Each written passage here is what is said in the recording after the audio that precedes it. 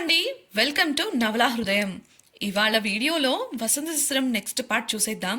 చిన్న రిక్వెస్ట్ అండి, script edit చేయడానికి నాకు టైం దొరకలేదు. దానివల్ల నేను ఇవాళ వీడియో అనేది టెక్స్ట్ ఇవ్వడం జరగడం లేదు. ప్లీజ్ అడ్జస్ట్ చేసుకోండి. ఇక కథలోకి వెళ్ళిపోదాం.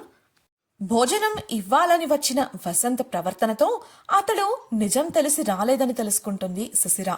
విసుగ్గా ఆ గది నుంచి బయటపడాలని తలుపు దగ్గరకు వెళ్ళగా వేగంగా స్పందించి వసంత్ ఆమె జబ్బ పట్టుకొని ఒక్కలాగు లాగడంతో వచ్చి అతడి ఛాతికి అతుక్కుపోతుంది.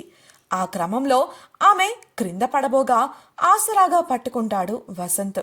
చిరాకుగా అతడి పట్టు విడిపించుకుని దూరంగా నిలబడిన శిశిర, ఏ హక్కుతో నన్నిలా బంధించాలని చూస్తున్నారు?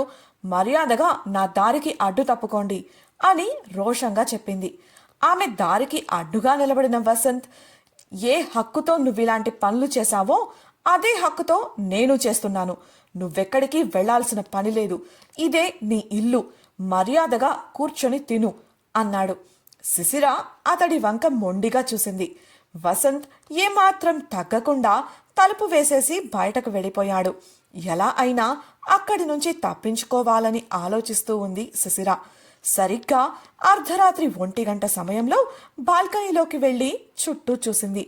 ఆ చుట్టుప్రక్కల ఎవ్వరూ లేరు. ఇదే మంచి టైం అనుకుంటూ గబగబా గదిలోంచి ఒక చీర పట్టుకొచ్చి బాల్కనీ రైలింగ్కు కట్టి దాన్ని పట్టుకొని క్రిందికి దిగే ప్రయత్నం చేసింది. తనను ఎవ్వరూ చూడకుండా చేసుకుని గోడ దూకి ఫామ్ హౌస్కు వెళ్ళిపోవాలనేది ఆమె ప్లాన్.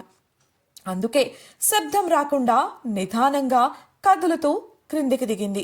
రొప్పుతూ అమ్మయ్యా అనుకుంటూ తల ఎత్తి చూసి స్టన్ అయింది. కారణం, వసంత్ ఆమెకు 10 అడుగుల దూరంలో చీకట్లో కుర్చీ వేసుకుని గంభీరంగా చూస్తూ కూర్చొని కనిపించాడు. మరుక్షణం వారిద్దరూ ఆమె గదిలో ప్రత్యక్షమయ్యారు. వసంత్ బయటకు వెళ్లి తలుపు వెయ్యబోతుంటే శిశిర కోపంగా, ఇప్పుడు కాచుకు కూర్చున్నట్లు 24 గంటలు కాపు కాయలేరు కదా. నేను తప్పకుండా మీ నుంచి తప్పించుకుని దూరంగా వెళ్ళిపోతాను. మర్యాదగా మీరే పంపిస్తే బెటర్ అని అరిచింది. వసంత్ తలుపును తన్ని లోపలికి రాగా ఉలిక్కిపడి ఒక అడుగు వెనక్కు వేసింది శిశిర. వెళ్ళిపోతావా? ట్రై చేసి చూడు. నువ్వు ఈ ఇంట్లోంచి అడుగు బయట పెట్టడం అంటూ జరిగితే అది తప్పకుండా నీ పుట్టింట్లోనే అవుతుంది. నేనే దగ్గరుండి తీసుకువెళ్ళి దించొస్తా పద అంటూ గంభీరంగా చెప్పాడు. శిశిర ముఖం వాడిపోయింది.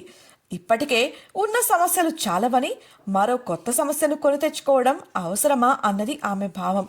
వసంత్ తనను పుట్టింట్లో వదిలితే ఎటువంటి సమస్యలు వస్తాయో ఆమెకు బాగా తెలుసు. ఇక్కడైనా కనీసం అరిచో గోల చేసో తన తప్పు లేదని చెప్పే అవకాశం ఉంటుంది. అక్కడ అస్సలు ఆ అవకాశం ఉండదు. అందుకే కావాలనే వసంత్ తనను ఇలా బెదిరిస్తున్నట్లు అర్థం చేసుకుని పళ్ళు కొరికింది. ఆమె చెయ్యి పట్టుకుంటూ, సరే పద, అంత సరదా పడుతున్నావు కదా, నిన్ను మీ ఇంట్లో దించి నువ్వు చేసిన నిర్వాకాల గురించి చెప్పి మరీ వస్తాను అని గంభీరంగా చెప్పాడు వసంత్. అతడి చెయ్యి విదిలించుకొని కంగారుగా చూసింది శిశిర. ఆమెను చూసి ఒక వంకర నవ్వు నవ్వుతూ, అక్కడికెళ్తే ఏం జరుగుతుందో తెలుసుగా, ఎప్పటిలా ఇక్కడే బుద్ధిగా ఉండు, వెళ్ళి నిద్రపో అంటూ బయటకు వెళ్ళిపోయాడు. ఇంత జరిగాక ఆమె మరోసారి బయటకు వెళ్లే ప్రయత్నం చెయ్యదనని, అదేనండి పారిపోయే ప్రయత్నం చేయదని నమ్మకంతో తలుపుకు తాళం వేయలేదు వసంత్. చిరాకుగాను కోపంగాను చిందులు తొక్కి విసిగిపోయి మంచంపై వాలిపోయింది శిశిర. మరుసటి రోజు ఉదయాన్నే కాలేజీకు వెళ్లడానికి సిద్ధమై క్రిందికొచ్చింది. ఎప్పుడూ ఎదురు చూస్తూ కనిపించే డ్రైవర్ కానీ కారు కానీ కనిపించలేదు. అంతలో ఆమె దగ్గరకు వచ్చిన ఛాయ, మేడం, సార్ ఇవాళ ఇంట్లోనే ఉంటారట. వ్యాయామానికి వెళుతూ మిమ్మల్ని టిఫిన్ వడ్డమని చెప్పారు. అన్నీ సిద్ధంగా ఉన్నాయి, రండి మేడం అంటూ వంటగది వైపు దారి చూపించింది. వసంత్ తనను పూర్తిగా ఇంటికే పరిమితం చేయాలనుకుంటున్నట్లు అర్థం చేసుకుంది శిశిర. మనసులో మాత్రం, నిజం తెలుసుకున్న రోజు మీరు తీసుకున్న నిర్ణయాలకు ఎంత రిగ్రెట్ అవుతారో నేను చూస్తా అనుకుంటూ వంటగదిలోకి వెళ్ళింది. టిఫిన్ వండి అతడికి వడ్డించింది. కానీ వారి మధ్య మాటలు లేవు. తినేసి తన గదికి వెళ్ళిపోయాడు వసంత్. కోపంగా తన గదికి వెళ్లిన శిశిరకు ఉమ నుంచి ఫోన్ వచ్చింది. ఇంట్లోని పరిస్థితి వివరించి బాధపడింది శిశిర. ఆమెకు సర్ది చెప్పి కాస్త ఓపికగా ఉండమని చెప్పి కాల్ కట్ చేసింది ఉమ. కాసేపటి తరువాత మధ్యాహ్న భోజనం వండటానికి క్రిందికి వచ్చింది శిశిర. సరిగ్గా అప్పుడే ఆ ఇంటి గుమ్మంలో అడుగుపెట్టింది సౌమ్య. దీనంతటికీ కారణమైన ఆమెను కోపంగా చూస్తూ శిశిర వంటగదిలోకి వెళ్ళగా అక్కడే ఉన్న ఛాయ వసంత్కు సౌమ్య రాక గురించి సమాచారం చేరవేసింది. గది నుంచి బయటకు వచ్చిన వసంత్కు కొన్ని ఫైల్స్ ఇస్తూ, సారీ వసంత్, కొంచెం ఆలస్యమైంది. ఇదిగో నువ్వు అడిగిన ఫైల్, అలాగే ఇది తాతయ్య గారు నీకు ఇవ్వమన్నారు అని చెప్పింది. వాటిని అందుకున్న వసంత్ సోఫాలో కూర్చుని పరిశీలిస్తుంటే సౌమ్యను కూర్చోండి మేడం, కాఫీ తెమ్మంటారా లేక జ్యూస్ తెమ్మంటారా అని మర్యాదలు మొదలుపెట్టింది ఛాయ. సౌమ్య మొహమాటంగా, లేదు ఏం వద్దు, లంచ్ టైం అయింది కదా, ఇంటికి వెళ్ళి నేరుగా లంచ్ చేస్తాను అని చెప్పింది. వారిద్దరూ ముందుగానే ఇదంతా ప్లాన్ చేసుకున్నారు. వారు ఊహించినట్లే వసంత్ ఫైల్ బల్లపై పెడుతూ, లంచ్ కోసం మళ్ళీ ఇంటికెందుకు, మన ప్రాజెక్ట్ గురించి డిస్కస్ చేశాక ఒకేసారి లంచ్ చేసి వెళ్ళండి అనడంతో సౌమ్య ఛాయల ముఖాలు వెలిగిపోయాయి.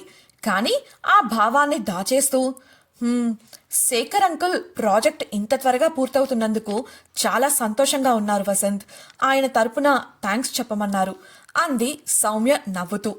ఇక ఆ ఇద్దరూ అక్కడే కూర్చొని ప్రాజెక్టు గురించిన వివరాలు చర్చించుకుంటూ ఉండగా వంటగదిలోకి వెళ్లిన ఛాయ శిశిరకు వసంత్ సౌమ్యను లంచ్కు ఉండమన్న విషయాన్ని చెప్పింది. చిరాకుగా ముఖం పెట్టి వంట కొనసాగించింది శిశిర. ఆమెకు వసంత్పై చాలా కోపంగా ఉంది. తను ఈ స్థితిలో ఉండటానికి కారణమైన సౌమ్యను లంచ్కి పిలవడం ఆమెకు అస్సలు నచ్చలేదు. కానీ కొద్ది రోజులు భరించక తప్పదు అనుకొని పని పూర్తి చేసింది.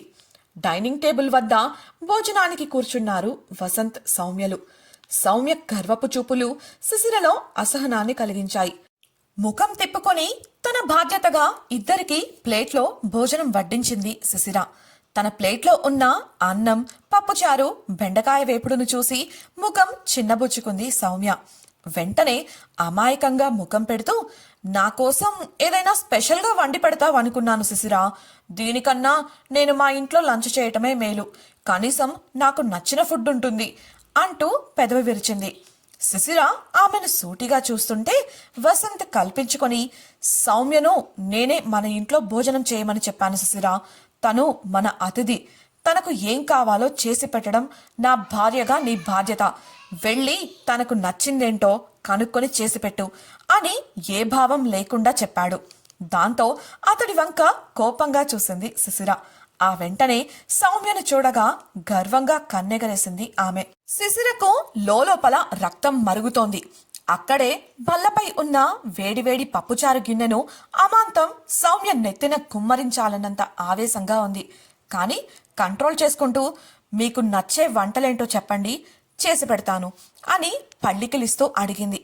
ఆమె అంచనాలను తారుమారు చేస్తూ సౌమ్య అడిగిన వంటకాలు ఉన్నాయి.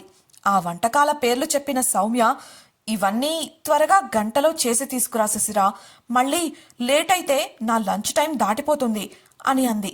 శిశిర ఇంకా ఆ షాక్ నుంచి తేరుకోలేదు. కప్పలా నోరు తెరిచి చూస్తూ ఉంది. వసంత్ ఇవేవి పట్టించుకోకుండా తలదించుకొని తింటూ కూర్చున్నాడు. అతడు నోరు తెరిచి ఏదైనా చెప్పి తనకు సాయం చేస్తే బాగుండు అన్నట్లు అతడి వంక చూసింది శిశిర. అతడి నుంచి ఎటువంటి స్పందన లేదు. అప్పుడే కల్పించుకున్న సౌమ్య, ఓహ్ మర్చిపోయాను, ఇవన్నీ గ్రామంలో పుట్టి పెరిగిన నీకు తెలియవు కదా, సారీ శిశిర, నీకు ఈ సడన్ గా వచ్చిన మార్పు అలవాటు చేసుకోవడానికి సమయం పడుతుంది, పర్లేదులే, నేను ఈ భోజనంతోనే సర్ది పెట్టుకుంటాను అని తానేదో గొప్ప సాయం చేస్తున్నట్లు బిల్డప్ ఇచ్చింది సౌమ్య. ఆమె మాటలలోని పుల్లవిరుపుతనం శిశిరకు బాగా అర్థమైంది. తనకు బాగా బుద్ధి చెప్పాలని నిర్ణయించుకుని, అయ్యో మీరు మా ఇంటికి వచ్చిన అతిథి, మేము మీ కోరిక తీర్చడం మా బాధ్యత కదా, వసంత్ వంక కోపంగా చూస్తూ వత్తి పలికింది. ఆ వెంటనే, గంటే కదా చేస్తాను, అందులో ఏముంది అంటూ విసవిస వంటగదిలోకి వెళ్ళింది శిశిర. 4 పొయ్యిల మీద నీళ్లు పెట్టి ఒక బౌల్లో ఏవో రకరకాల పిండిలను ఉప్పును వేసి కలిపింది. చికెన్ శుభ్రం చేసి ఒక గిన్నెలో మరుగుతున్న నీటిలో పెట్టి ఉప్పు వేసి మూత పెట్టింది. మరో గిన్నెలో ఉన్న కాస్త వేడి నీటిని ఛాయకు అందించి పిండిలో కొద్ది కొద్దిగా వేసి చపాతీ పిండిలా కలపమని అప్పగించింది. అక్కడే ఉన్న ఒక బుట్టను అందుకొని గబగబా కిచెన్ కున్న మరో తలుపు ద్వారా ఇంటి వెనుక వైపుకు పరుగు తీసింది. తోటలోని గ్రీన్ హౌస్ నుండి గబగబా రకరకాల కూరగాయలను కోసుకొని 5 నిమిషాల్లో తిరిగి వంటగదిలోకి వచ్చింది శిశిర. వాటిని కడిగి కత్తి తీసుకొని కట్ చేయటం మొదలుపెట్టింది. డైనింగ్ టేబుల్ దగ్గర నుండి సౌమ్య మనసులో తెగ సంబరపడుతోంది. తాను చెప్పిన ఫుడ్ శిశిర చెయ్యలేదని, అందులోనూ గంటలో అస్సలు పూర్తి చేయలేదని ఆమెకు గట్టి నమ్మకం. వంటగది నుంచి వస్తున్న శబ్దాలు అలానే ఉన్నాయి. ఎంతలా యూట్యూబ్ వీడియోస్ చూసి చేయాలని ప్రయత్నించినా 4 రకాల వంటకాలు గంటలో అసాధ్యం. ఇలా వసంత్ ముందు శిశిర క్యాపబిలిటీస్ ని దిగజార్చాలనేది ఆమె ప్లాన్. అప్పుడు శిశిరను వసంత్ తిడుతున్నట్లు, అది తన కళ్ళతో చూసి సంతోషిస్తున్నట్లు కలలు కంటోంది. ఆమె అంచనాలను తారుమారు చేస్తూ 45 నిమిషాలు గడిచేసరికి వేడివేడి హాట్ అండ్ సోర్ సూప్ను బౌల్స్లో వడ్డించుకొని తీసుకువచ్చింది ఛాయ. ఇది షాకే అయినా వెంటనే అసలు విషయాన్ని గ్రహించింది సౌమ్య. ఎందుకంటే ఒక్క సూప్ చేయడానికే ఆమెకు 45 నిమిషాలు పడితే మిగతా వాటిని గంటలో చేయడం అసాధ్యం. అప్పుడు తన లంచ్ సమయం దాటిపోవడం, తాను తినకపోవడానికి కారణం శిశిరే అని వసంత్ తిట్టడం తథ్యమని తనలో తనే మురిసిపోయింది సౌమ్య. పైకి మాత్రం నిశ్చలంగా ఉంటూ సూప్ తాగడం మొదలుపెట్టింది. ఆ రుచి చూసిన సౌమ్య కళ్ళు ఆశ్చర్యంతో పెద్దవయ్యాయి.